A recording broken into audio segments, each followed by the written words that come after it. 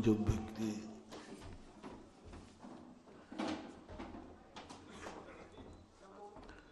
अच्छी तरह से जीना चाहता है तो ये मान के चलना चाहिए, तुम्हारी दुनिया नहीं है, तुम दुनिया में एक हो। पृथ्वी बहुत बड़ी है, सारी पृथ्वी तुम्हारी नहीं है, उस पृथ्वी में एक टुकड़ा आपका है।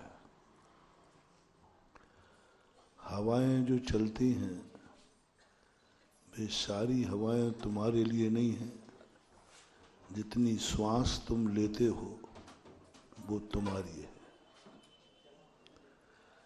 जितना जल आकाश से बरसता है वो सब तुम्हारा नहीं है, तुम्हारा उतना है जितना तुमने अपने घड़े में भर के रखा है। प्रकाश आकाश में से सूर्य से आता है, सारा प्रकाश तुम्हारा नहीं है, तुम्हारे आंगन में जितना प्रकाश है उसको तुम अपना कह सकते हो। सारी दुनिया की वनस्पति तुम्हारी नहीं है, तुम्हारे आंगन में जो पेड़ है उसको तुम अपना कह सकते हो। दुनिया तो बहुत बड़ी है और दुनिया में एडजस्ट करना सीखो। दुनिया को अपने अंदर डाइजेस्ट मत करो। तुम चाहते हो कि दुनिया हमारे में डाइजेस्ट हो जाए और दुनिया में जीने के लिए चाहिए दुनिया में एडजस्ट हो जाओ। जहाँ जैसा वातावरण मिलता है उस वातावरण में अपने को ढालने का प्रयास करो। उस रूप नहीं होना है, उसको अपने में ढालने का प्रयास करना है और वो ऐसा महसूस होने लग जाए कि सामने वाला ये सोचे कि ये मेरे में ढल गए हैं। नहीं, हम उसके ऐसे स्वभाव में ढले उसको पता ही नहीं चला कि कब हम उसके हो गए। सामने वाला अपने आप को अपने अनुसार बनाने का भाव करेगा, लेकिन तुम्हें अपना नेचर ऐसा बनना है उसको लगे कि ये हमारे में ढल रहे हैं, लेकिन एक दिन ऐसा आएगा कि वो सब तुम्हारा हो जाएगा। लोगों ने कहा महाराज जी आप ताजमहल देखने गए। मैंने कहा गया। तो महाराज वो तो ये एक राजा की रानी का एक स्मृति चिन्ह है, अपनी पत्नी का स्मृति चिन्ह बनाया। तो मैंने कहा कि मैं तो नहीं गया उस ताजमहल में। मुमताज के ताजमहल में तो गया था, लेकिन शाहजहां के महल में भी गया, स्थान पर भी गया था, लेकिन शाहजहां की पत्नी के ताजमहल में नहीं गया था और न मुमताज के पति के द्वारा बनाए हुए ताजमहल में मैं गया था। ताजमहल तो गया था। मुराद ताजमहल दो थोड़ी है, एक ही है। आप घुमा रहे हो, आप अपना बचाव कर रहे हो। ताजमहल तो एक ही है। मुमताज का ताजमहल तो है, शाहजहां का है, लेकिन पति पत्नी के ताजमहल में नहीं गया था। मैं तो 19 बेटों की मां के ताजमहल में गया था।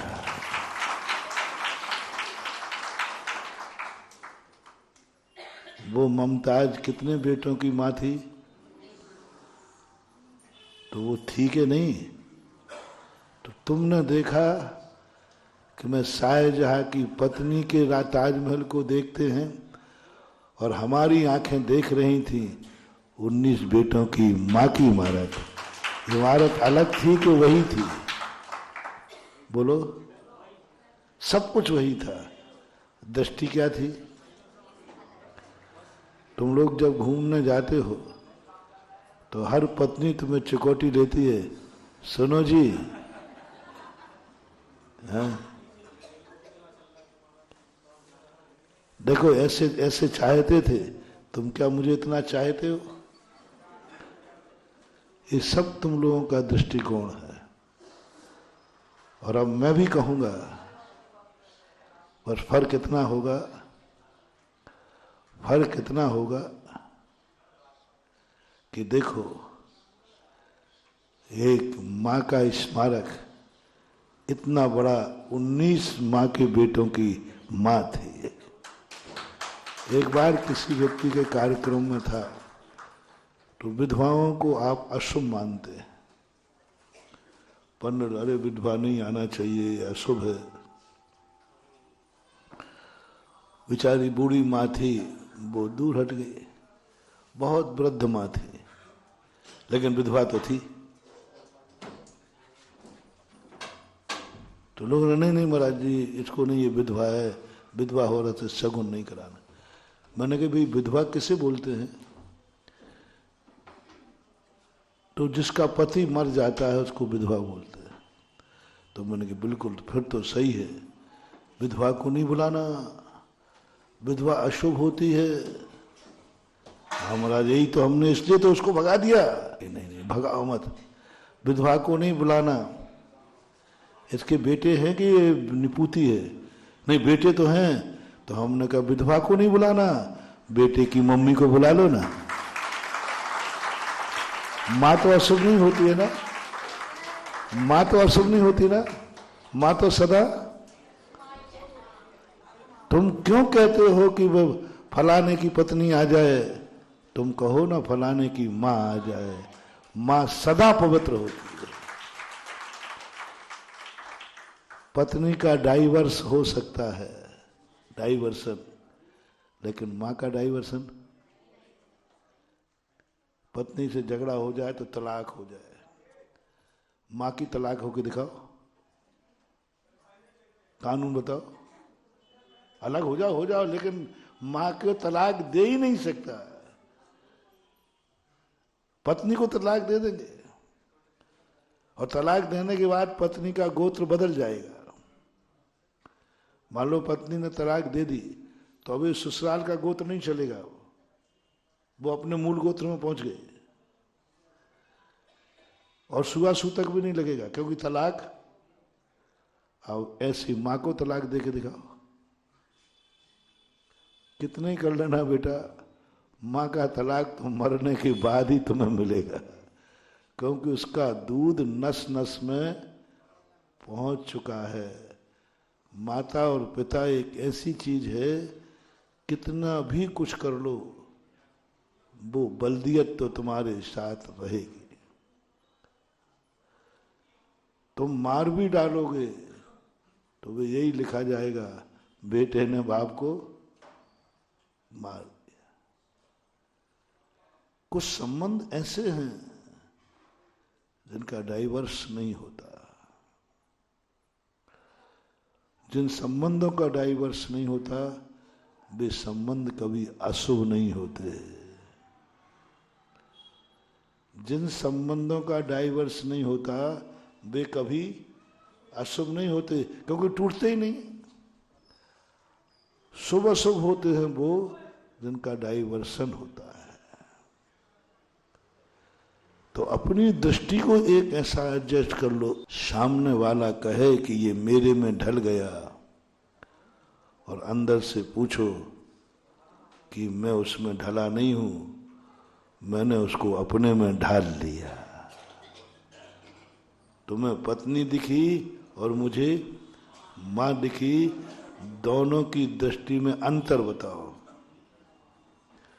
पत्नी को देखकर तुम्हारे कैसे भाव होते हैं और उसी समय माँ को देखकर तुम्हारे कैसे भाव होते हैं, ये मुझे सिखाऊं कि तुम्हें पता है? बोलो, दोनों का भाव का अंतर बताओ, कितना अंतर है? जमीन आसमान। एक स्त्री है, पति उसको अपने भाव से देख रहा है। सर्वेषां शुद्धि नाम भाव शुद्धि प्रशस्यते एकेन आलिंगते पतिम एकेन आलिंगते अपत्यम। पूज्यवर सुखचंद्र महाराज ने ज्ञानार्णव में श्लोक किया।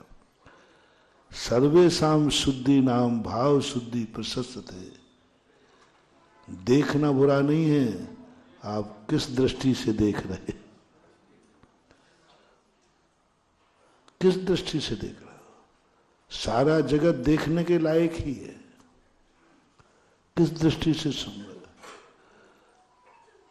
मंदिर आना अच्छा और बुरा नहीं होता है, मंदिर आना भी बहुत बुरा हो सकता है, बहुत बुरा। इन्हीं भगवान का नाम लेते लेते व्यक्ति नरक की आयु का बंद कर सकता है, भगवान का नाम लेते लेते व्यक्ति नरक जा सकता है, और भगवान का नाम लेते हुए मरा है। हम नहीं कह सकते हैं कि भगवान का नाम लेते हुए मरा है, अच्छी गति होगी। भगवान का अभिषेक करते हुए मरा है, अच्छी गति होगी। प्रवचन सुनते हुए मरा है, अच्छी गति होगी। माला फेरते हुए मरा है, अच्छी गति होगी। नहीं कह सकते। वो किसके लिए माला फेर रहा है, वो मंदिर किसके लिए आया? रावण ने भी तो भगवान की माला फेरी है, कोई पापियों की माला नहीं फेरी रावण ने। जैन दर्शन के अनुसार रावण शांतिनाथ भगवान का परम भक्त था। ओम ह्रीम अरहम शांतिनाथ जनेन्द्राय नमः। बोलो, ये माला कैसी है? कोई इसमें गलत शब्द तो नहीं है? ओम ह्रीम अरहम श्री शांति नाथ जनेन्द्राय, अच्छा है। इसी माला को फेरते हुए रावण नरक चला गया। क्यों? वो माला किस लिए फेर रहा था? राम की हत्या करने के लिए। धर्मात्मा का नाश हो और अधर्मी की रक्षा हो। जो अपनी पत्नी की सुरक्षा करे वो तो नाश हो जाए, और जो दूसरे की पत्नी उठा के लाए भगवान उसकी रक्षा हो। और किनसे कह रहा है? भगवान। भगवान, मैं दूसरे की पत्नी उठा के लाया हूं, तो मेरी तो रक्षा करना, और जो अपनी पत्नी को बचाने आए उसको। अब बोलो, ओम ह्रीम अरहम शांतिनाथ जनेन्द्राय नमः। पत्नी की रक्षा करने वाले का विनाश हो। ओम ह्रीम अरहम शांतिनाथाय नमः। जो दूसरे की पत्नी का अपहरण करे उसकी सुरक्षा हो। ओम ह्रीम शांतिनाथ जनेन्द्राय नमः। बोलो, माला कैसी लग रही है? आप लोग बोलो अंदर से। ऐसे व्यक्ति की गति होगी कि दुर्गति? दुर्गति ही होगी। भी मत लगाना। इसलिए हमारे यहाँ क्रिया का महत्व नहीं है, वो क्रिया आप किस भाव से कर, किस परिणाम से कर रहे हैं, उसके परिणाम की स्थिति क्या बनेगी, तुम्हारा अभिप्राय क्या है। प्रवचन लोग सुनते हैं, शास्त्र भी पढ़ते हैं,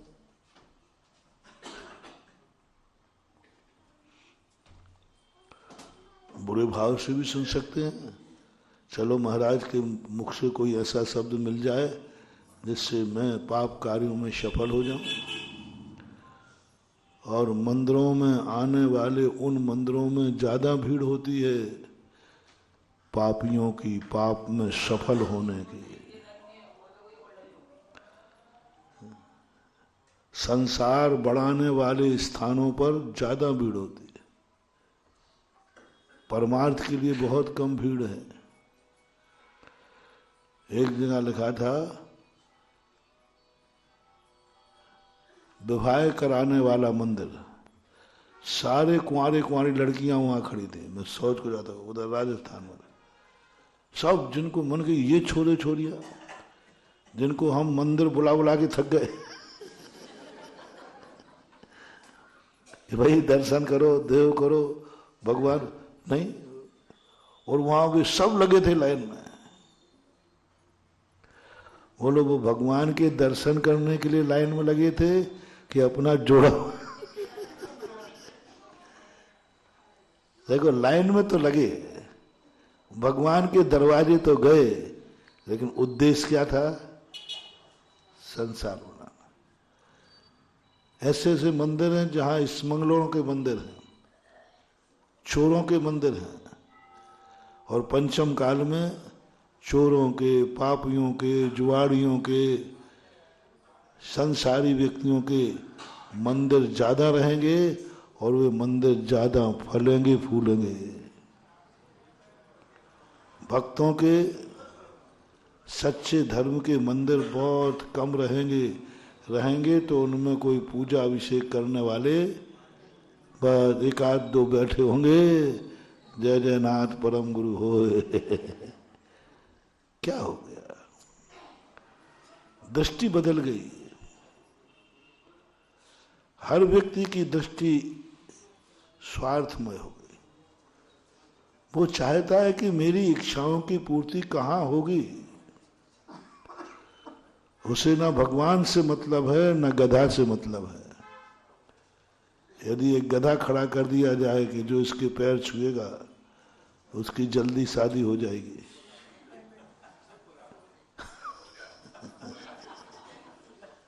हल्ला उड़ाना है, उड़ा दो, 2-4-10 तो उसके पैर पड़ते हुए मिल जाएंगे। मतलब इच्छाओं में व्यक्ति इतना अंधा हो गया कि ये भी नहीं समझ पा रहा है कि मैं कहाँ अपनी प्रार्थना कर रहा हूं। ये गधा है, गधा। और ये भी नहीं समझ पा रहा है ये त्रिलोकी नाथ जिनेंद्र हैं, यहाँ ऐसी गंदी इच्छा करना नहीं चाहिए। लेकिन व्यक्ति कुछ नहीं सोच रहा, बस एक ही बात है, आप उसकी जिंदगी से जोड़ दो। इसलिए सुखचंद्र महाराज ने कहा कि सर्वेषां शुद्धि नाम भाव शुद्धि प्रशस्यते। इसकी भावना पूछो क्या है। मुनि तक के लिए नकार दिया। देखो ये तो बहुत अच्छे महाराज हैं, बहुत बढ़िया मुनिचर्या पाल रहे हैं। जिनवाणी माँ कहती अभी मैं नहीं कहूंगा,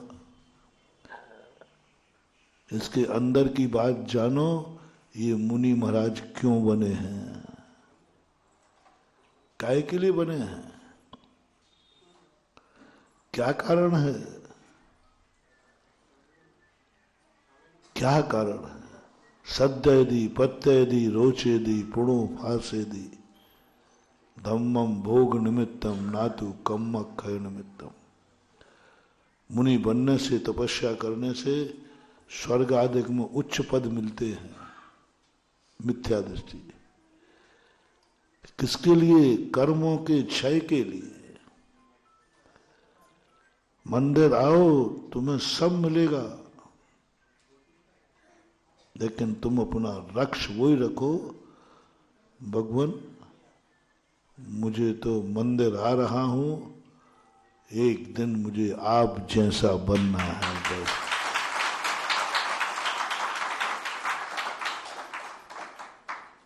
फिर महाराज हमारे वो तो बन जाऊंगा, पहले आज की समस्या तो सुलझाओ, और बच्चे की फीस भरना है। आज की समस्या सुलझाओ, मकान बनाना है। आप वो बात तो ठीक है, आप जो कहोगे वो ही कह दूंगा, भगवान मुझे भी मंदिर बनना है, मेरी भगवान बनना है। लेकिन पहले वर्तमान की समस्या तो निपटाओ। भूखे भजन न होए गोपाला, ये लो अपनी कंठी माला, पहले रोटियां तो दिलवाओ। बहुत कठिन महानुभाव। इसलिए जैनाचार्यों ने कहा तुम्हें रोटियां मांगने की जरूरत नहीं है,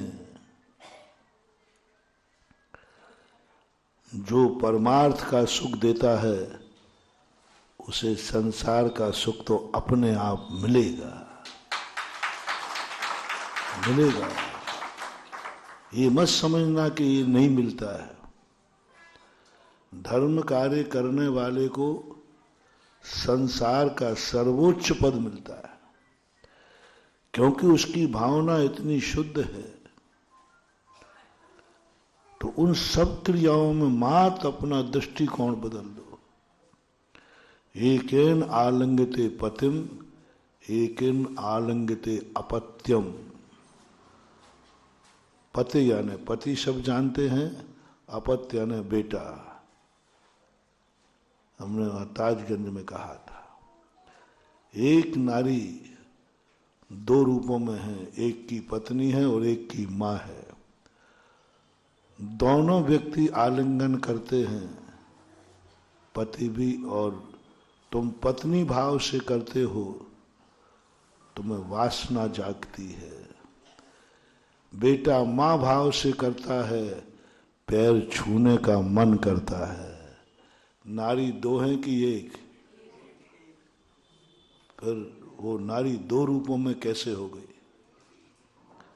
किसने कर दिया? किसने कर दिया? दृष्टि ने। दृष्टि ने कर दिया। वो कहता नारी एक ही है, उस नारी में उसको मां दिख रही है। नारी एक ही है, उस नारी की दृष्टि में उसको पत्नी दिख रही है।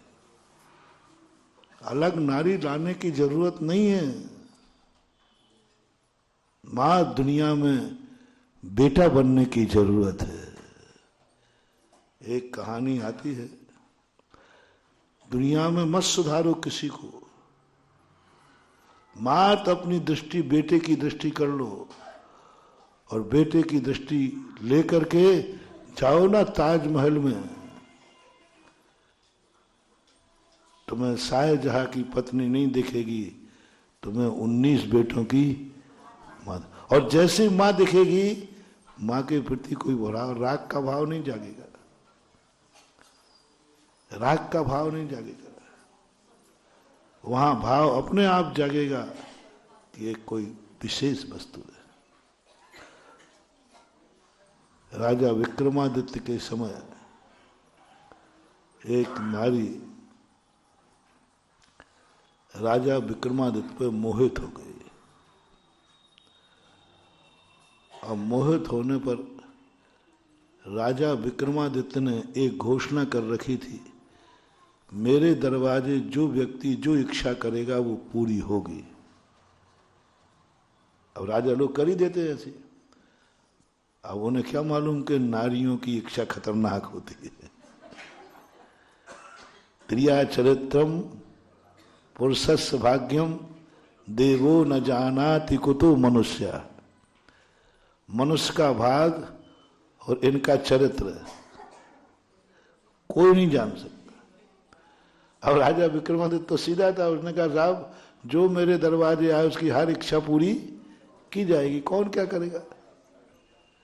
क्या करेंगे? कोई धन मांगेगा, कोई दौलत मांगेगा, कोई सुरक्षा मांगेगा, कोई रोटी मांगेगा, यही सब मांगेगा। राजा विक्रमादित्य को कल्पना नहीं थी। एक नारी आई, बहुत मोहित थी,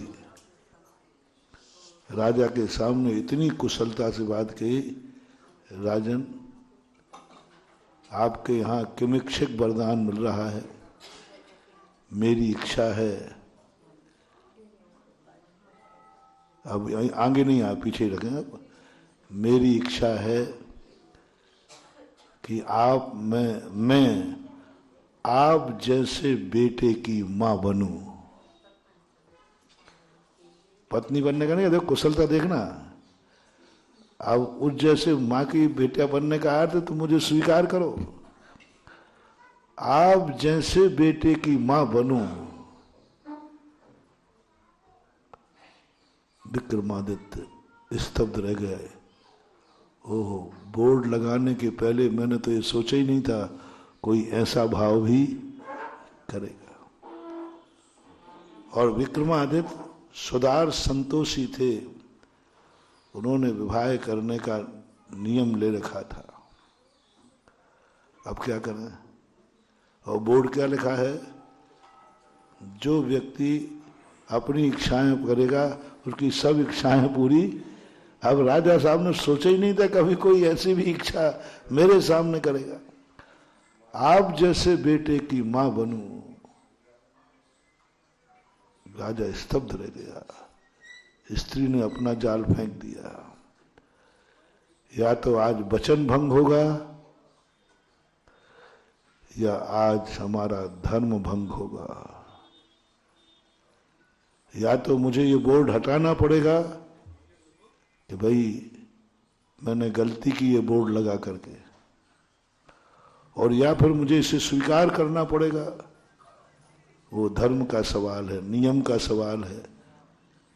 राजा विक्रमादित्य, ऐसे महान राजाओं के पास बहुत बुद्धि होती है, गॉड गिफ्ट होती है। राजा विक्रमादित्य के दिमाग में आया मेरे जैसा बेटा चाहती है ये। तुरंत खड़े होकर के उसके पैर छू लेते, मेरे जैसा क्या, मैं ही तुम्हारा बेटा बनता हूं।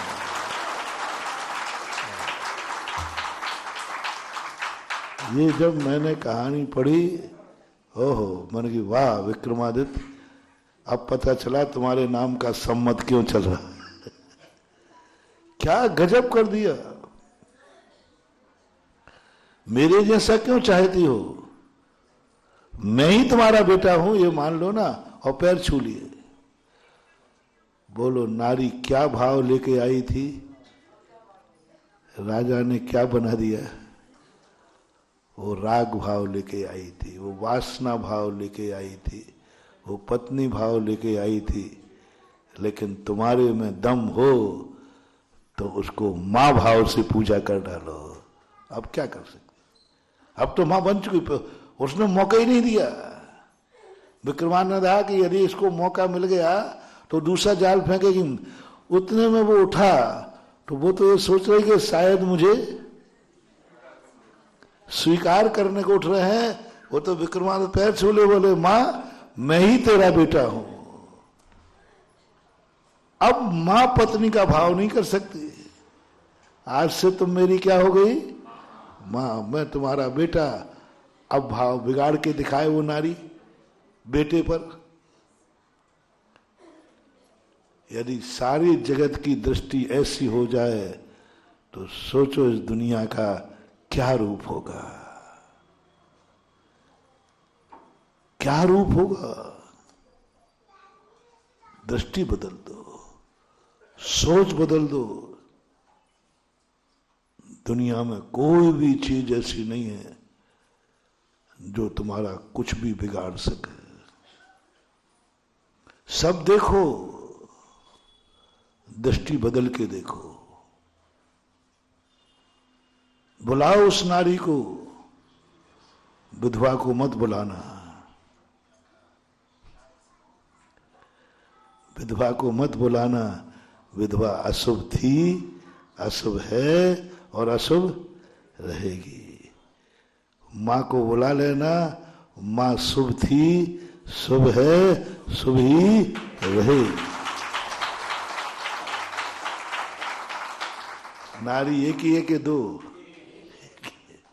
दृष्टि बदल गई। हमने कहा बुला रहे हैं कि पति मरा है ना, सो विधवा हुई, बेटा तो जिंदा है, बेटे की मां जिंदा है, तो मां कभी अशुभ नहीं होती। मैंने कही मम्मी को बुला लो। नहीं, विधवा को मत बुलाना। नहीं नहीं नहीं नहीं, उसको तो बाहर छोड़ दो। तो है सारे जगत के अपने एक दृष्टिकोण का आईना बदलो। हर क्रिया में आईना बदलो। तुम्हें सारा जगत ऐसा दिखेगा, सारा जगत मेरा हो गया। सारे जगत में ऐसा लगेगा कि यहां दुनिया में कुछ गलत है ही नहीं। कुछ भी गलत नहीं है, सब सही दिखेगा, सब सही दिखेगा। और सम्यक दृष्टि बस यही कला सीख जाता है। सम्यक दृष्टि को पाप का बंध नहीं होता, पाप करता है, अशुभ करता है, अशुभ का बंध नहीं होता। जो मिथ्या दृष्टि करता है वही सम्यक दृष्टि करता है, दोनों में किंचित मात्र भी अंतर नहीं है। मिथ्या दृष्टि को बंद हो रहा है, सम्यक दृष्टि को बंद ही नहीं होता। क्रिया एक, दो क्रियाएं है ही नहीं, और सम्यक दृष्टि वही कर रहा है। एक छोटा सा उदाहरण देते हैं। सम्यक दृष्टि स्नान कर रहा है, स्नान करने में एक बूंद में 36,450 जीव मरते हैं। एक बाल्टी में कितनी बूंदें हैं आप गिन लेना, गिन लेना। एक बाल्टी खाली रख लेना, एक बार जब तक खाली हो तब तक। उसमें 36,450 का इतने जीव मरते हैं जब एक बाल्टी पानी से तुम नहाते हो। अब ऐसे हत्यारों का क्या कल्याण होगा? ये तो एक बाल्टी का, तुम एक बाल्टी में तो मानने वाले हो नहीं, पूरे दिन भर की बाल्टी गिनी जाए तो। आजकल तो तुम फ्रेश होने जाते हो, वाश बेसिन में कहीं भी पानी पानी, एक व्यक्ति कम 2-4 बाल्टी तो लग जाती होंगी दिन भर में, है ना। अब कितने जीवों की हत्या हुई। अब इतने जीवों की हत्या करके तुम मंदिर आओगे, कितना पुण्य कमाओगे। मैं कितनी आशीर्वाद दूं, एक जीव मारो तो एक आशीर्वाद से कट जाएगा। अब मैं तो थक जाऊंगा भैया, इतने जीव तुमने नहाने में मार डाले और एक जीव के मरने पर एक आशीर्वाद। मैं कितने बार हर रहा हूं, मेरे में ताकत नहीं भैया, हो ही नहीं सकता। क्या गजब सम्यक दृष्टि की दृष्टि देखो। जिनेन्द्र भगवान की जिनवाणी की दृष्टि देखो। जिनवाणी कहता है मैं नहा ही नहीं रहा, मैं तो नहीं नहाऊंगा, मेरा तो अभिषेक करने का नियम है, और सीधे सुबह उठ करके अभिषेक करने आ जाना। बोले नहाया क्यों नहीं? नहीं नहीं, नहाने में जीव मरते हैं, अभिषेक तो करूंगा, अभिषेक तो करूंगा और नहाऊंगा भी नहीं, क्योंकि नहाने में जीव मरते हैं। मैंने बताया ना, बोलो ना, मैं बता रहा हूं ना। तो ठीक महाराज, कल से नहाना बंद, लेकिन आहार तो दूंगा। और उल्टे फंसाओ महाराज को, मैं नहीं नहाऊंगा, आपकी मर्जी, आपने कह दिया हिंसा है तो। अरे हम तो अहिंसा के पुजारी हैं, आज से नहाना बंद, लेकिन महाराज आहार तो दूंगा। अब बोलो इसको कैसे समझाओ? महाराज ने ठीक है दे सकता है, तो अच्छी बात, ले लेंगे महाराज बिना नहाए। बोलो ना। अब महाराज फंस गए ना, इधर नहाना बंद करा दिया, उधर आहार नहीं, आहार तो दूंगा महाराज, वो तो मैं छोड़ूंगा नहीं। बोलो क्या मैं आहार देना बंद करा सकता हूं तुम्हारा? अभिषेक कराना बंद करा सकता हूं? तो क्या बिना नहाए करा सकता हूं? तो नहाने में तो जीव मरेंगे। क्या गजब। मैंने जब शास्त्रों को पढ़ा तो मैंने समझा कि जैन दर्शन वस्तुतः शतरंज का खेल है, मजेदार खेल है। मानो इधर कह दिया बिना नहाए अभिषेक नहीं, बिना नहाए आहार दान नहीं, उधर कह रहा देख नहाने में कितने जीव मर रहे हैं। तो करुणा वाला कहता है तो मैं तो नहीं मारूंगा, लेकिन अभिषेक तो करूंगा। सब लोग आज से अभी नहाने का त्याग करो। तुमसे नहीं कह रहा हूं, अभी इनसे कह रहा हूं। तुम भी करा दूंगा तुम्हारे, तुम आहार दान में करना, आज से ईदगाह के अंदर कोई भी नहाएगा नहीं। कोई पूछे क्यों, तो कहना उसमें जीवों की प्रार्थना। तो तुम लोग नहाते नहीं हो तो फिर महाराज को हार देते हो कि नहीं? वो तो नियम है। अभिषेक करोगे कि नहीं? वो तो नियम है। तो क्या महाराज ने बिना नहाए वाले से लेना शुरू कर दिया है? क्या यहां मंदिर में बिना नहाए अभिषेक होता है? अब देखना, अब जिनवाणी कहेगी नहीं नहीं तो नहा के आ। देख लो महाराज जी, जिनवाणी मां जीव मरेंगे कि नहीं? बोले वो तो मरेंगे। बस तू इतना सा संकल्प कर ले, मैं नहीं नहा रहा हूं, हे जगत के प्राणियों मैं नहीं नहा रहा हूं, लेकिन मैं भगवान का अभिषेक नहीं छोड़ सकता। मैं तो जिनवाणी की आज्ञा का पालन कर रहा हूं। मैं तो गुरु आज्ञा का पालन कर रहा हूं। गुरु ने कहा बिना नहाए अभिषेक नहीं। तो बोलो, अब तुम नहाने गए हो बाथरूम में या जिनवाणी की आज्ञा मानने गए हो? जिनवाणी की आज्ञा मानने में कितना पाप? बोलो, जिनवाणी की जो आज्ञा माने उसको कितना पाप लगता है? बिल्कुल भी नहीं लगता। क्या कला सिखाई जैन दर्शन में? नहा का नहा लिया, जीव के जीव मरे, जीव मरे बराबर, लेकिन तुझे हत्या का दोष नहीं लगा क्योंकि तूने जिनवाणी की आज्ञा मान करके अभिषेक के लिए नहाया। ऐसी कला कहां मिलेगी? क्रिया वही है, बाथरूम वही है, जल भी सब कुछ है, मात भाव बदल गया। मैं तो अभिषेक के लिए नहा रहा हूं, सब माव। बाथरूम में भी तुम्हें पुण्य का बंध हो रहा है, इतने जीव मर रहे हैं, तुम्हें पुण्य का बंध हो रहा है, क्योंकि दृष्टि क्या है? अभिषेक। मैं तुम्हें अभिषेक को नहीं बुलाता हूं। लोग मुझे पता नहीं क्या कह रहे हैं, मुझे समझ नहीं पा रहे लोग। महाराज जी मंदिर में अभिषेक को भीड़ लगा रहे हैं, क्या जरूरत है? भगवान का अभिषेक तो 2 व्यक्ति भी कर लेंगे, कौन से बड़े भगवान? और हम लोगों का समय बर्बाद क्यों कर रहे हैं? ये तो 5,000 रुपये का पुजारी भी कर देगा कि नहीं? 10,000 का पुजारी लगा दो। पर आज आप सोचो, हम ईदगाह वाले सब बड़े आदमी हैं, कमाऊ आदमी हैं, हमारा 1-1 घंटा लाखों लाखों रुपए का है। ईदगाह का नाम बताते, ओल्ड ईदगाह को गोल्ड ईदगाह बोलने लगे आजकल। मैंने गोल्ड क्यों? कोई बड़ा जहाँ गोल्ड बहुत है। और नॉर्थ ईदगाह तो कल देखा इससे भी बाप है। अरे वहां तो सही में गोल्ड ही गोल्ड है। कल मैं 15 मिनट को गया, मुझे 2 घंटे लगे, मैं भाग के आया।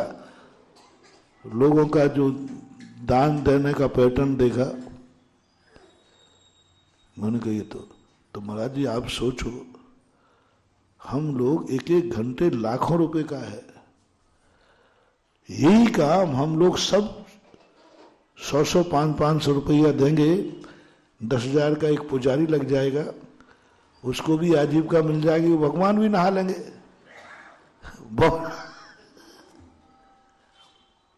यही तुम बहुत बड़ी भूल कर रहे हो। मैं भगवान का अभिषेक न करवाता हूं, न तुम्हें करने दूंगा। भगवान का अभिषेक करना नहीं, मैं कराऊंगा भी नहीं। और जो भगवान का अभिषेक करेगा उसकी दुर्गति निश्चित है, और जो कराए मैं तो मेरी भी है। वो तो कहने में आ रहा है कि भगवान का अभिषेक कर रहा हूं। सत्य यह है कि नहाते समय जितने जीवों के पाप तुम्हें लगा था, मैं तुम्हें उतने पाप से बचा रहा हूं। किससे बचाया मैंने? बस ये कर ले तो वो मरेगा तू।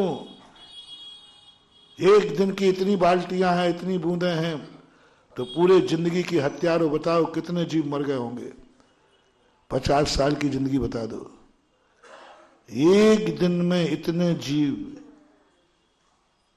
एक बाल्टी में कितनी बूंद, उसमें 36,450, और 50 साल की कितनी बाल्टियां, कितने बूंद और कितने जीव। इतने बड़े हिंसक को कौन कौन तुम्हें शरण देगा? कैसे होगा तुम्हारा कल्याण? 3 काल में 3 लोक में गृहस्थी का कल्याण हो ही नहीं सकता। वो पाप ही इतने करता है, नहीं करें तो करना पड़ते हैं। क्या कहे तुम्हारी कल्पना। एक किसान खेत में खेती करता है, कितने जीव मरते बोलो भाई, कल्पना करो।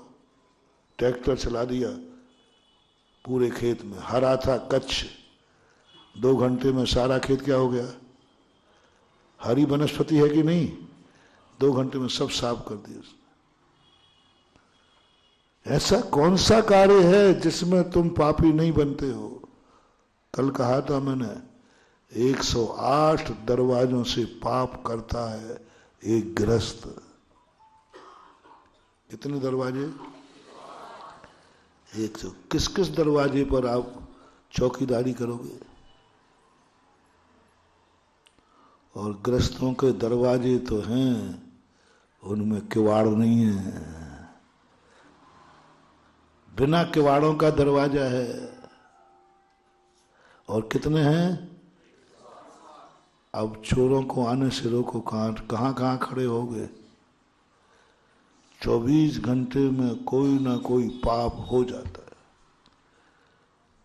कभी मन से, कभी वचन से, कभी काय से, कभी कृत से, कभी कार्य से, कभी अनुमोदना। कभी स्वयं करता है, दूसरों से करवाता है करने वाले की, कभी क्रोध में, कभी मान में, कभी माया में, कभी लोभ में। कितना हो गया? 3 तरह का 9। मन से करता है, मन से कृत, मन से कार्यत, मन से अनुमोदना। वचन से कृत, वचन से कार्यत, वचन से अनुमोदना। काया से कृत, काया से कार्यत, काया से अनुमोदना। 3 तरह का 9 हो गए। अब इन 9 को क्रोध मान माया लोभ से गुणा कर दो, कितने हो गए? 36 हो गए। अब कभी समरंभ, समारंभ और आरंभ, कितने हो गए? 108 दरवाजे। और हम लोगों ने 108 दरवाजों को एक सांकर लगा दी है, इसलिए हमें 108 लिखते हैं।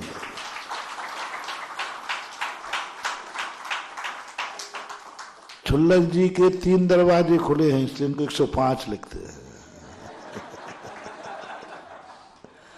और हमारे सारे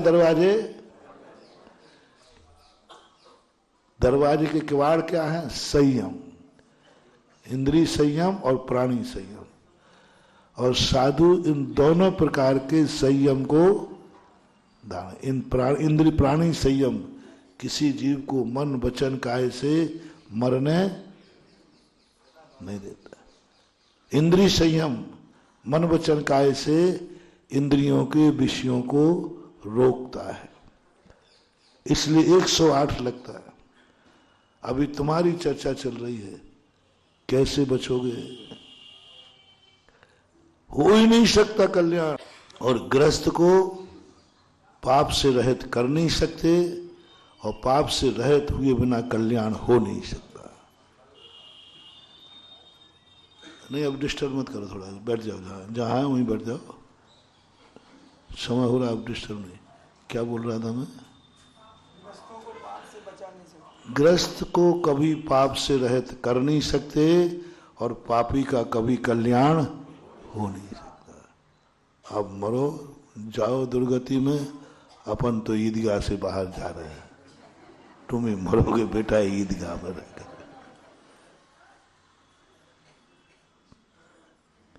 कैसे?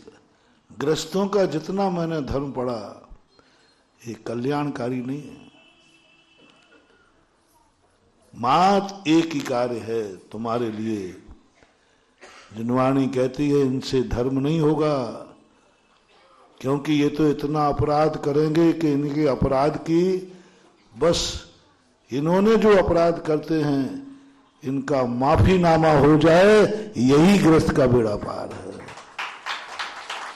हिंसा तो होगी तुमसे, हिंसा से हम तुम्हें नहीं बचा सकते। हम कहें कोई ग्रस्त को मैं हिंसा से बचा लूंगा, गृहस्थी हिंसा से बच ही नहीं सकती। कैसे बचेगी? अरे पीने का पानी छान के ले लोगे, टॉयलेट बाथरूम में छान के टॉयलेट बाथरूम जाओगे क्या? नहीं, वहां भी छन्ना लगा दो, लगा सको तो लगा दो, मुझे कोई आपत्ति नहीं है। चलो किसी के यहां खेत है तो खेत में पानी देना, वो भी छान के देगा? खेत में पानी, और जिसकी लंबी चौड़ी खेती है तो खेत में पानी वो छान के पिला सकता है क्या? जानवर है तो कहां बचोगे तुम? कहां बचोगे? कहीं ना कहीं किसी ना किसी रूप में जीवों की विराधना है। इसलिए आप लोगों को मुझे धर्मात्मा नहीं बनना है, बिल्कुल नहीं बनना, बना भी नहीं रहा, तुम बनोगे भी नहीं। जैन दर्शन ने स्पष्ट कह दिया, ग्रस्त को कभी धर्मात्मा नहीं बन सकता, बनाना भी नहीं। अब तो ठीक है, क्योंकि तुम्हें धर्मात्मा बनना नहीं तो क्या तुम बोल रहा है मैं धर्मात्मा बनाऊंगा ही नहीं, तू बनने लायक। बस एक बात अब बता दो, अपराध कर रहे हो तो क्या सजा से भी मुक्त नहीं होना कि सजा चाहिए? अब दो बातें हैं, अपन दो बातों पर एग्री करके और आगे बढ़ते हैं। एक, अपराध से मुक्त हो जाओ, एक लक्ष्य। तो वो तो अपन निर्णय कर चुके कि ग्रस्त कभी अपराध से मुक्त नहीं हो सकता। यदि तुम्हारे में इतनी ताकत हो कि आज के बाद गृहस्थी में किसी भी प्रकार का हिंसा नहीं होगी, एक जीव की विराधना नहीं होगी, जिन जिन कार्यों में हिंसा होती है आज से भी सब कार्य त्याग, और उठोगे बैठोगे सबको एक एक पिछी लेना पड़ेगी। सबसे पहले अपन पिछी देंगे प्रदीप को, क्योंकि सबसे ज्यादा तो इसी की गाड़ियां चलती। अब प्रदीप जी रोड पे गाड़ी चलेगी, पहले आगे पिछी लगाना पड़ेगी, ऐसे ऐसे पिछी लगाना, फिर गाड़ी को चलाना। संभव है? नहीं है। कैसे संभव है? देखो हम लोग चलते हैं, आप लोगों ने देखा होगा, आप लोगों ने देखा होगा, हम लोग थोड़ा भी चलते हैं, थोड़ा भी अंधेरा हो जाता है ना, तो आपने देखा होगा हम कैसे चलते हैं। जिसने सुनो सुनो, हम लोग कैसे चलते हैं, जब रात में थोड़ी सा अंधेरा हो जाता है तो झुक के क्या करते हैं? पीछे लगा के चलते हैं। जिज्ञासा के बाद जाते हैं ना कभी, तो ऐसे पीछे लगाते हैं, एक एक कदम को फिर रखते हैं। यानी जब पैदल चलने पर हम पीछे लगा करके चलते हैं, तो तुम गाड़ी को क्या पीछे लगा के चला सकते हो? असंभव। कैसे होगा? पैदल लगने में हम पूछ रहे हैं कितनी दूर है, और मेरा तो अरे भैया कमर टूट जाए। मेरी इतनी पीछे लगाना, पीछे बिना लगाए चल नहीं सकता, और पीछे लगाने की कोई सीमा होती है। आप कैसे करोगे? कैसे गाड़ी चलाओगे? अपराध से मुक्ति तुम्हें मिल नहीं सकती। दो रास्ते चुन रहा हूं। एक रास्ता वो है कि अपन से अपराध होवे ही नहीं, और एक रास्ता वो है अपराध होवे लेकिन सजा मिले नहीं, और तीसरा रास्ता है अपराध करो और सजा पाओ। इन तीन में से आपको जो अच्छा लगे बताओ कौन सा ठीक है? तीन, अपराध करना नहीं, अपराध करें और सजा नहीं हो। तीसरा है अपराध करो और सजा पाओ। हाँ, मैं पहले ही जानता था बनिया लोग, तो वही भेज गया। तीसरे नंबर तो कोई पसंद करेगा ही नहीं कि अपराध भी मिले और सजा भी मिले। और पहला नंबर तुम कर नहीं सकते, क्योंकि मैंने तुम्हारी पूरी गृहस्थी देख ली, इसलिए मैं कभी तुम्हें बाध्य नहीं करूंगा कि तुम आज के बाद हिंसा नहीं करना, कोई भी जीव नहीं मरना। मैं अपने भक्तों को इतना मजबूर नहीं करूंगा। गृहस्थी बिगड़ जाएगी। साधु तुम्हारी गृहस्थी बिगाड़ने आता है कि बनाने आता है? गृहस्थी बिगाड़ूंगा नहीं, मैं अपने भक्तों की गृहस्थी बिगाड़ के आफत मोल लूंगा क्या?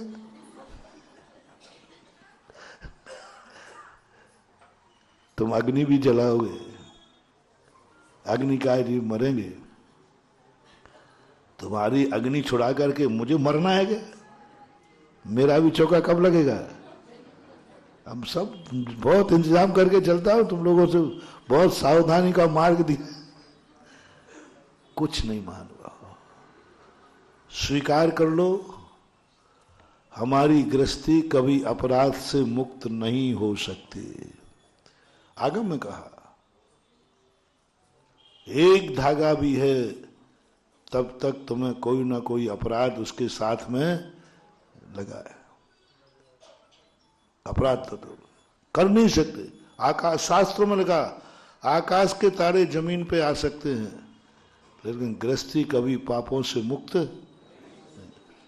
हिंसा का बताई दिया। झूठ बोले बिना चल जाए तो बोलता था। दिन भर में कितने बार झूठ बोलते हो? सब लोग अपनी अपनी डायरी बना के मेंटेन करो। और तो और घर में ही किससे इतना बार झूठ बोलते हो?